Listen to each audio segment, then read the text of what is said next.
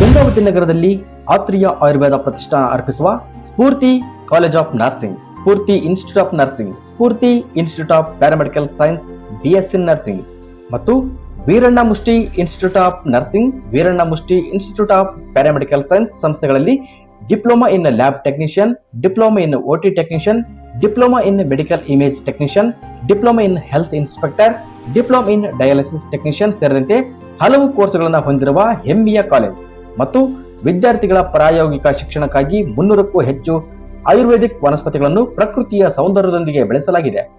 ವಿದ್ಯಾರ್ಥಿಗಳಿಗೆ ಪ್ರತ್ಯೇಕ ವಸತಿ ವ್ಯವಸ್ಥೆ, ಉತ್ತಮ ಗುಣಮಟ್ಟದ ಆಹಾರ ಪೂರೈಕೆ, ಸಾರಿಗೆ ವ್ಯವಸ್ಥೆ ಕೂಡ ಕಲ್ಪಿಸಲಾಗಿದೆ.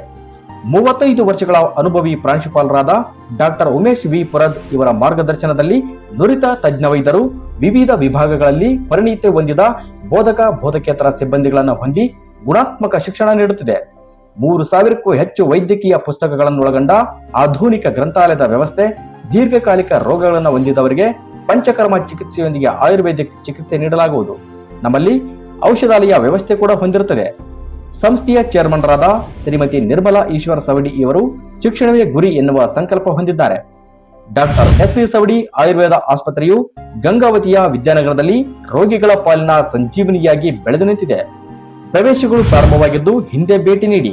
ಸ್ಫೂರ್ತಿ ಕಾಲೇಜ್ ಆಫ್ ನರ್ಸಿಂಗ್.